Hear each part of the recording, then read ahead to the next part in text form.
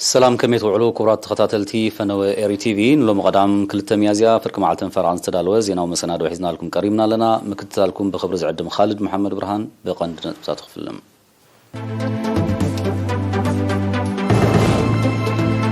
بايتو سمينا وقيح بحري مبل عصر تجوعات سروع آخي وواقاني عوم أب عصب أب عقابة سقاطات بحر تزتيو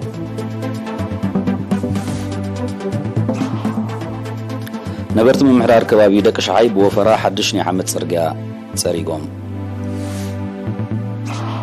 شاينان أوروبا وحبرة تفتير زلو أهقرا وقلولا ونمرقا كسرها بريزيدنت شي جين بينغ تسويعوم بريزيدنت بوتين تتصابات هاقرات عدقو بحرياوي غاز بباطيرا هاقرو روبل كشمتا تزازا محلاليكو شاينا أبرسيتات سولومون وتادراو معسكر نمرقان وطن كم زي بالله الرقاقيتا زرزر زينا بايتو زبا سميناوي قيح بحري وحست هاجر نولدوتات بزبل تيما مبل 10 شعات سرعه خيبو ب 20 شعاتن 30 مغابيت اب كتما باصع قانيعوم وكيل إيرينا إبراهيم عمر زدالو زيناو تصبصبالو سامراويت ليفيو تقربيا أبوامبر بايتو أتو إبراهيم علي شاخب سمعوا قال وحسن بلصقتن محبراو فتحي سفنا هاجر نمصاي ولدتات مركب رزين واغا تخفيلون يخفل كمزلو بزد ما مختنا ابزحاشه مدرخ مزركب تقيسو منبابرو حزب زمحايش مدبات لمعات نمحيال حبراو تعري كمزدلي اغنزيبو ابتا خيبا قسقس تكباري اب 2021 استعمو محبراوي قطباو دحنتاون كالنطفتات كمون 2022 استوط انا مدبا سراحن ابايتان مدنفع زلو تخولتاتن زملكت صبصبات قريبون زته لومن بزي كازي اب قرب ما يزلو بدوهاتات عنا زيغاتات نموحاز قبر زلو تعرتات بقعت مرتن تساتفنت تمهرون معباي استسالت وسرحات اتتاونت حرشان مدنفاع زقبرو زلو نطفتات كمون مدبات معقب حمد مايم بزملكات مبريك قربن كلو زتراي دخمت نمفواس حقس ريتوتات قريبون بايتو امو داتا عدل تمرتي زي رخبو قلعو اماد تمرتي كم ساتفو مقبار شجر 6 ماي دهلاك بادانا رو قلامتن كتما افعبتن فليق ولحتا خقبرلو تحسد حقي مريت لعل اقالبوكو وهابن نستحاسو ارام سقمتكو صدلومن كوم سرتو كباباو صريت بملات من تغوار بعتبنت كتحزبلون كال وسانيتاتن لوباواتاتن احلفون أما حداري زواسي من واقع بحري وزورو أسمرت أبرهاب زسمعتو مزازمي قال طلبات حزبي مسمعن مفتحيتات مغرابن حلافنت بايتو مخانو دقيسا كل مداول معتو عيو بزي نقوح تساتفو حزبي سلازي عوت بايتو كاب قدامنتاتو سريع بعتو بكسر حلو أزخاخرا أبز سلاسلو مدبات بحفشا أبا أربط محبراو أقلقلو دما بفلاي حاليفو زرق قدلتاتن حبرتا سبز العلو مسرتاو حتوتاتن نتكبارن استوطون مدبات بقالوتات سألو سلازوخنا أمفواسو ودتنا كلهم أكلات وسان مخانو أسميراتلو كفل حرشان مريتن زبادو وقيح بحري أب معقاب صقاتات بحري بحفشا قرب شورا دما بفلاي زتا كورزتا بسالسا مقابيت مساب محضر تخبابي أكاد سرحن محبرات رادوتاتنا كايدوم أبتي أب كتما عصب استخايد زتا قزيوي حلافنا يتخفلي إنجنر عمر محمود كابر حيتا كساب معدي رابزولو قماقم بحري نزركب كل تأمتن سوسان هكتار شفن قرب شورا نمعقابن أب قماقم بحر ندسيتاتن توسخي نمقرابن تتحزم مدبات نمدفع أب كتشان عسران كلتن بوهدت كسرح مهانو قريتهم قرب شورا هيوتاوي بوزحنت بحر نمعقابن نمسسانن كمون ميزان كليمان محلاو حقاز مخانو زحبر إنجنر عمر أب كل خبابيتات قماقم بحري مدبرات فلسي قرب شورا نخطاتاتو كم سرح حفليتهم أب موداتا أم حدر زوادوا وقيح بحري أمباسادر محمد سعيد مانتاي عمتات قففت عسان مهرت عسان محيال علا تقرتو هيبو خسر رحمهانو بمقلات محبرات ترادو أتات قففت عساون سعرتاتهم كحيلو تمحتينهم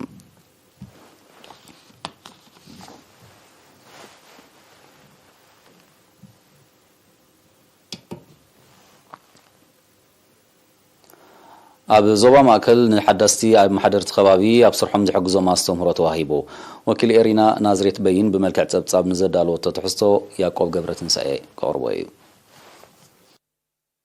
أب زوبا ماكل بسلاسان حرن مقابيتن حرم يازيان أب استودبه نايملو وات تمكرو مدرخ نحدثت أم محدرت خبابي أب صرحهم زحجزو استمرو توهيبوم أبت أقاطامي أب محدار زوبا حلافي كفل ستاتستكسن جغرافيا وحبريتان أتو تدرس تخلى اتكفل بزعباز السلاسلون اتفتاتن ترى أم محدرت كبابي أب معواتن ሰፊሕ መግለጫ ኣቕሪቦም መምሕዳራት ኣብ ከክልተ ዓመት መዝገብ ነበርተን ከጻፋ ዝስራሓሉ መደብ እኳ እንተኾነ ብዝተፈላለዩ ምኽንያታት ከምቲ ዝድለ ክስጉም ከም ዘይጸንሐ ዝጠቐሰ ኣቶ ቴድሮስ ኣብ ወርሒ መያዝያ ጉንበትን ሰነን ናይዚ ዓመት እዚ ኩሎም መምሕዳራት ናይ ነፍሲ ወከፍ ስድራ ቤት መዝገብ ከጻፋ መደብ ተዋሂቡ ስለ ዘሎ ተርኦም ክዕዝዙ ተላብዮም ነፍሲ ወከፍ መምሕዳር ንዝተመዝግቡ ነበርቲ ሙሉእ ኣገልግሎት ከም ዝህብ ምርግጋጽ መንእስያት 18 ዕድመ ኣብ ዝመልእሉ ወረቐት ሃገራዊ መንነት ከውፅኡ ጎስጓሳት ምክያድ ነባሪ ናይ ዝነብረሉ ገዛ ንጹር ኣድራሻ ኣብ ሰነዱ ከም ዝተሓዝ ምርግጋጽ ከምኡውን ኣብ ውልቀ ሰባት ናይ ዝህሉ ምቅያር ሓበሬታ መስርሕ ስሉጥን ጽሑፍን ከም ዝኸውን ምግባር ካብቲ ኣብ ማሕደርቲ ከባቢ ብዕቱብ ክሰርሕሉ ዝግባእ ከም ዝኾነ ኣዘኻኺሩ ተሳተፍቲ በወገኖም ነቲ ተወጢኑ ዘሎ መደብ ንምትግባር ኣበርቲዖም ከም ዝሰርሑ ኣረጋጊጾም ኣማሓዳሪ ዞባ ማእከል ኣቶ ፍሳይ ሃይለ ኣብ ዝሃቦ መዛዘም ቃል ንኣገዳስነት እቲ ኣስተምህሮ ብምጥቃስ ኣማሓደርቲ ከባቢ ንዘመሓድሮ ከባብን ነባርን ብደቂቕ ክፈልጡን ዝወፅእ መደባት ኣብ ምትግባር መሪሕ ተራ ክጻወቱን ተላብዩ ልዕሊ 140 ኪሎ ሜትር ስፍሓት ዘለዎ ዞባ ማእከል ኣብ 16 ንኡሳን ዞባታት 83 መምሕዳራት ከባብን 89 ዓድታትን ዝጠርነፋ ኣስታት 170,000 ስድራ ቤታት ይነብርኦም ጨንፈር ሚኒስትር ዕዮን ማሕበራዊ ድሕነትን ዞባ ሰሜናዊ ቀይሕ ባሕሪ ብሞያታት ሲንጀርን ምጥላፍን ን6 ወርሒ ብምድላው መግቢ ድማ ን3 ወርሒ ዘሰልጠነን 54 ኣሌት ስድራ ነበርቲ ከተማ ባጽዕ ብ31 መጋቢት ኣመሪቖም ኣብ ስነ ስርዓት ወኪልቲ ጨንፈር ኣቶ ኢስማኤል ዑስማን ኣብ ዘስምዖ ቃል ዜጋታት ካብ ተጸባይነት ተናጊፎም ኣፍረይቲ ክኾኑ ምጽዓር ካብ ቀንዲ ተልእኾታት ናይቲ ሚኒስትር ምዃኑ በብኸባቢኡ ዝውደብ ሞያዊ ስልጠናታት ድማ ኣካል ናቱ ከም ዝኾነ ብምጥቃስ ኣብ ምዕዋት ናይቲ ስልጠና ኣበርክቶ ንዝገበሩ ናይ ስራሕ መሻርክቲ ሞጊሶም ዳይሬክተር ማእከል ስልጠና ኣምህል መንእሰይ ዓብዱልዓዚዝ መሐመድ ስዒድ በወገኑ እቲ ብክልሲ ሓሳብን ግብርን ዝተዋህበ ስልጠና ደረጃታትን ቅጥዕታትን ሚኒስትር ትምህርቲ ዘማልአ ምንባሩ ብምሕባር ሰልጠንቲ ንዝቐሰሞ ፍልጠት ኣብ ግብሪ ምእንቲ ክሰርሓሉ እቲ ማእከል ኣድላይ ዘበለ ሓገዛት ክገብረለን ምዃኑ ኣነጺሮም ኣብ መምሕዳር ዞባ ሰሜናዊ ቀይሕ ባሕሪ ዋና ዳይሬክተር ክፍል ማሕበራዊ ኣገልግሎት ኣቶ ረዘነ ፍስሓ ድማ ንዝገታት ብሓፈሻ ደቂ ኣንስትዮ ድማ ብፍላይ ሞያ ብምዕጣቕ ዓቕሞም ክብ ምባል ኣገዳሲ ምዃኑ ጠቒሱ ተመሳሳሊ ናይ ስልጠና መደባት ብዝለዓለ ክድፍኣሉ ተላብዮም ኣብ መወዳእታ ንተመረቕቲ ወረቐት ምስክርነት ክዕደል እንከሎ ብሰልጠንቲ ዝፈረየ ስራሓት ሲንጀር ድማ ንምርኢት ቀሪቡ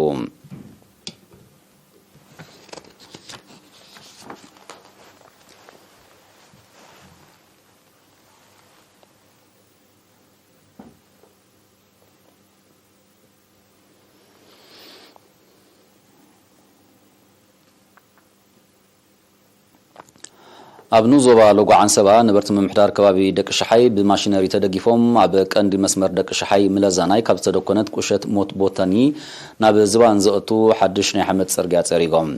እቲ ስራሕ ብምምሕዳር ከባቢ ደቂ ሸሓይን መምሕዳር ኑዞባ ለጓዓን ሰባን ምትብባዕ ዝተገብረሉን ብኽኢላታት ዝተመርሐን ኮይኑ ድሮ ናይ ማሽነሪ ዕማም ተወዲኡ ኣብ ምስራሕ መስመር ውሕድ ካናለታት ተበፂሑ ከም ዘሎ ኣዋሃርቲ ናይቲ መደብ ሓቢሮም ኣብቲ ከባቢ ከቢድ ናይ መጓዓዝያ ጸገም ከም ዝጸንሐ ዝሓበሩ ወሃብቲ ርእቶ እቲ ስራሕ ምስተዛዘመ ከም ዝቃለል ጽኑዕ እምነቶም ገሊጾም ኣመሓዳር ኑዞባ ለጓዓን ሰባ ኣቶ ኣብርሃም ሓጎስ ምስ ኣዋሃርቲን ነበርትን ኣብ ዝገበሮ ርክብ ዝሰርሕዎ ዘለዉ ናይ ሓመድ ጽርግያ ገዳስነቱ ዓብዪ ምዃኑ ዝዓበየ ስራሕ ድማ ተሳሊጡ ከም ዘሎ ብምሕባር ተሪፉ ዘሎ ቅድሚ ክራማት ንምዝዛም ብንጥፈት ክዋሱ ኣዘኻኺሮም እቲ ሓድሽ ናይ ሓመድ ጽርግያ እንተላይ ንዝባን ገዛ ጸለመ ደንበ ሽቶልን ካልኦት ቁሸታትን ደንበታትን ዘገልግል ምዃኑ ካብ መምሕዳርቲ ከባቢ ዝተረኽበ ሓበሬታ የነጽር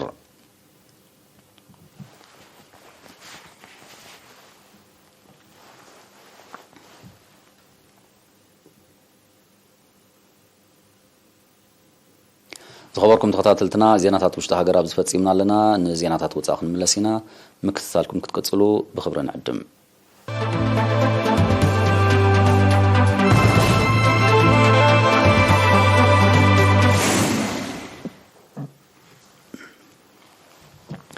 ቻይናን ኤውሮጳዊ ሕብረትን ዘላቕን ዱልዱልን ዝምድና ብምዕባል ተፈጢሩን ዘሎ ኣህጉራዊ ቅልውላው ንምርጋእ ክሰርሓ ፕሬዚደንት ቻይና ሺ ጂንፒንግ ጸዊዖም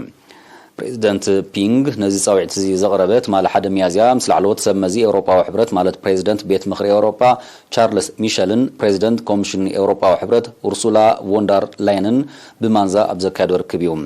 ቻይናን ኤውሮጳዊ ሕብረትን ንሰላም ብልጽግና ለውጥን ስልጣንን ዘለዎን ምትሕብባር ንምምዕባል ክሰርሓ ሃገሩ ቅድሚ 8 ዓመታት ንዘቕረበቶ እማመ ዝዘከረ ፕሬዚደንት ፒንግ ከም ዝበለ ምትሕብባር ኣብዚ እዋን እዚ ኣገዳስነቱ ዓዚዙ ስለ ዘሎ ሕጂ እውን እንተኾነ መርገፂ ሃገሩ ከም ዘይተቐየረ ኣነጺሩ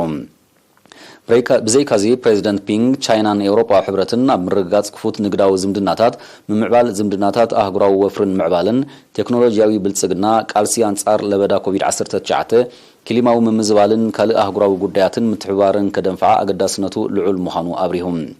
ክልቲኦም ሰብ መዚ ኤውሮጳዊ ሕብረት ብወገኖም እቲ ሕብረት ንፖሊሲ ሓንቲ ቻይና ዘለዎ መብጽዓ ብምርግጋጽ ኣብ ቃልሲ አንጻር ኮቪድ-19 ክሊማዊ ምምዝባል ምርግጋጽ ኣህጉራዊ ሰላምን ካልእ ኣህጉራዊ ጉዳያትን ምስ ቻይና ዘሎ ዝምድናታት ንምድልዳል ወገን ኤውሮጳዊ ሕብረት ንዘሎ ቁርብነት ገሊጾም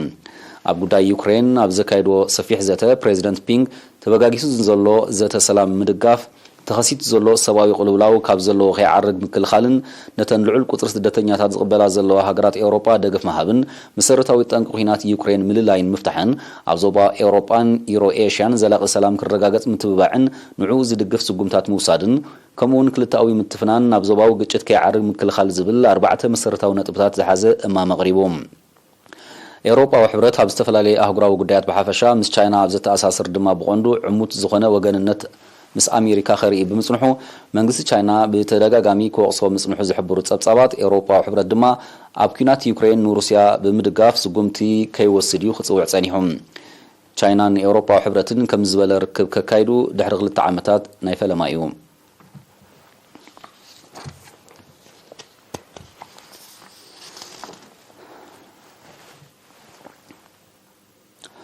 ፕሬዚደንት ቭላድሚር ፑቲን ንሩስያ ዝጸባ ሃገራት ዝዕድጎ ባህርያዊ ጋዝ ብባጤራ ሃገሩ ማለት ሩብል ክሽምታት ማል ሓደ ሚያዝያ ትእዛዝ ከም ዝሃበ ተቓሊሖም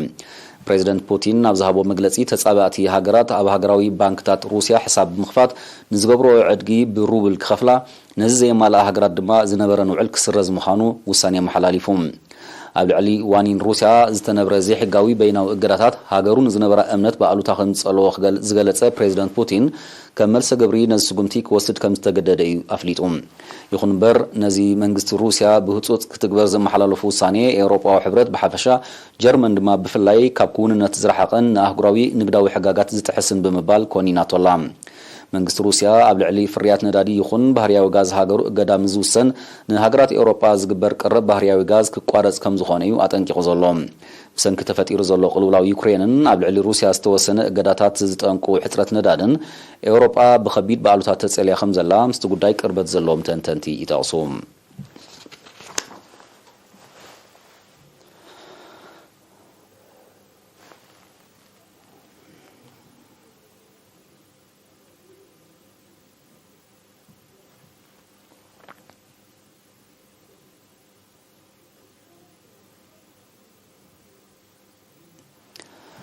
ቻይና ምስ ኣብ ሰላማዊ ውቅያኖስ እትርከብ ሃገረ ደሴታት ሰሎሞን ክትክትመወጢና ዘላ ጸጥታዊ ስምምዕ ምስ ምዱካን ወተሃደራዊ ማዓስከር ዘተኣሳስር ከም ዘይብሉ ኣረጋጊጻ መንግስቲ ቻይና ነዚ ዘነጽር ዘሎ ሃገራት ምዕራብ ብሓፈሻ ኣውስትራልያ ድማ ብፍላይ ቻይና ኣብ ደሴታት ሰሎሞን ወተሃደራዊ ማዓስከር ንምዱካን ወጢና ትሰርሕ ከም ዘላ እዚ ድማ ንሚዛን ሓይሊ ዞባ ኤስያን ፓሲፊክ ዘመዛብል ስለ ዝኾነ ኢዳ ኣጣሚራ ከም ዘይትርእዮ ድሕሪ ዝሃበቶ መግለጺ እዩ ኣፈኛ ሚኒስትሪ ጉዳያት ወጻኢ ቻይና ትማል ሓደ ሚያዝያ ኣብ ዝሃቦ መግለጺ እቲ ኣፈናዊ ምርድዳእ ዝተበጽሓሉ ጸጥታዊ ስምምዕ ምስ ወተሃደራዊ ህላወ ዝተኣሳሰር ጉዳይ ከም ዘይብሉ ኣስሚሩሉ መንግስቲ ደሴታት ሰሎሞን ብወገኑ ኣብ ዘውፅኦ መግለጺ እቲ ምስ ቻይና ኣብ ኣፈናዊ ምርድዳእ ዝተበጽሓሉ ጸጥታዊ ውዕል ቻይና ኣብ ሃገሩ ወተሃደራዊ ማዓስከር ክድኩነሉ ዝዓለመ ከም ዘይኮነ ኣረጋጊጹ መንግስቲ ኣውስትራልያ ቻይና ኣብ ድሕሪ ቤቱ ዝኾነ ወተሃደራዊ ህላወ ክህልዋ ከም ዘየፍቅድን ተማጣጣኒ መልሰ ግብሪ ከም ዝህበሉን ከጠንቅቕ ጸኒሑ እዩ እቲ ጉዳይ ኣብ ዞባ ኤስያን ፓሲፊክ ንዘሎ ምትፍናን ብሓፈሻ ንምትፍናን ኣውስትራልያን ቻይናን ድማ ብፍላይ ዘጉልሐ ምዃኑ ተንተንቲ ህልው ኩነታት ይገልጹ ህላወ ቻይና ኣብ ዞባ ኢንዶ ፓሲፊክ ንምብዳህ ኣሜሪካ ኣውስትራልያ ጃፓንን ህንድን ልፍንቲ ከም ዝመስረታ ዝሕብሩ ጸብጻባት እዚ ኣብ ልዕሊ ቻይና ዝቐርብ ዘሎ ክሲ ምስቲ ኣብ ወሰናስን ቻይና ዘካየደ ወተሃደራዊ ምውስዋስ ክነጻጸር እንከሎ ኣዝዩ ንኡስ ምዃኑ ይሕብሩ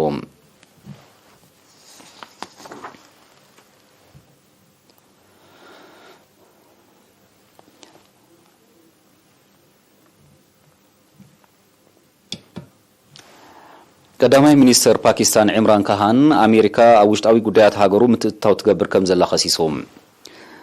እቲ ምትእትታው ካብ ስልጣን ንምእላዩ ዝዓለመ ምዃኑ እዩ ቀዳማይ ሚኒስተር ካሃን ትማሊ ሓደ ሚያዝያ ኣብ ዝሃቦ መግለፂ ፍሊጡ መንግስቲ ፓኪስታን በቲ ጉዳይ ንምክትል ፈጻሚ ጉዳያት ኣሜሪካ ኤምባሲ ኣሜሪካ ኣብ ሃገሩ ፀዊዑ ከም ዘዘራረቦ ኣፍሊጡ ቀዳማይ ሚኒስተር ኢምራን ካሃን አንጻር መሪሕነቱ ዝቀንዐ ኣብ ሃገሩ ዝካየድ ዘሎ ናይ ተቃውሞ ሰልፍታት ብደገ ዝተመወለ ምዃኑ ኣቀዲሙ ምሕባሩ ይዝከር ቀዳማይ ሚኒስተር ካሃን ኣብ ዝሓለፈ ቀረባ እዋን ናብ ሩስያ ምብጻሕ ድሕሪ ምፍጻሙ ሃገራት ምዕራብ ኣብ ልዕሊኡ ዝቀንዐ ውዲት ክገብራ ምጽናሕን ዝውቀስ ዘሎ እዚ ከምዚ ኢሉ እንከሎ ኣብ መንጎ ደገፍትን ተቃውምትን ቀዳማይ ሚኒስተር ካሃን ምትፍናን ተፈጢሩ ብምህላው ኣብ ፓኪስታን ህዝባዊ ናዕቢ ከይክሰት ሓያሎ ወገናት ስጋኣቶም ይገልጹ ኣለዉ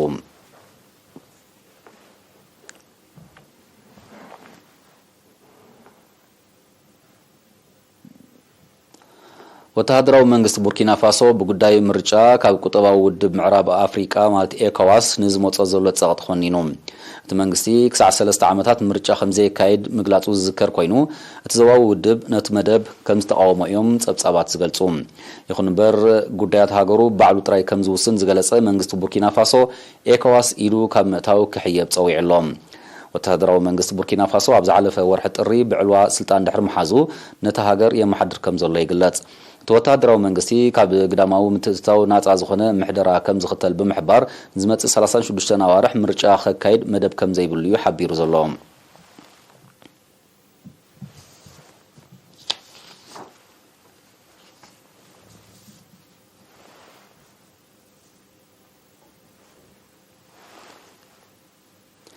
ዝኸበርኩም ተኸታተልትና ንሎሚ ቀዳም 2 ሚያዝያ ፍርቂ መዓልትን ፈርዓን ዝተዳለወ ዜናዊ መሰናዶ ንምዝዛም ቀንዲ ነጥብታቱ ከዘኻኽረኩም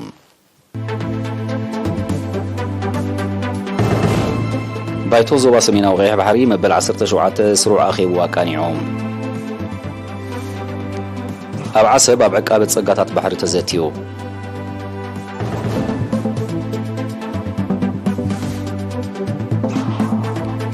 ነበርቲ ምምሕዳር ከባቢ ደቂ ሻሓይ ብወፈራ ሓድሽ ሓመድ ጽርግያ ጸሪጎም ቻይናን ኤውሮፓዊ ሕብረትን ተፈጢሩ ዘሎ ኣህጉራዊ ቅልውላው ንምርጋእ ክሰርሓ ፕሬዚደንት ሺ ጂንፒንግ ጸዊዖም ፕሬዚደንት ፑቲን ተጻባእቲ ሃገራት ዝዕድጎ ባህርያዊ ጋዝ ብባጤራ ሃገሩ ሩብል ክሽምታ ትእዛዝ ኣመሓላሊፉ ቻይና ኣብ ደሴታት ሶሎሞን ወተሃደራዊ ማዓስከር ንምድኳን ውጥን ከም ዘይብላ ኣረጋጊጻ ዜና ተፈጺሙ ተሓኑ ዓሉ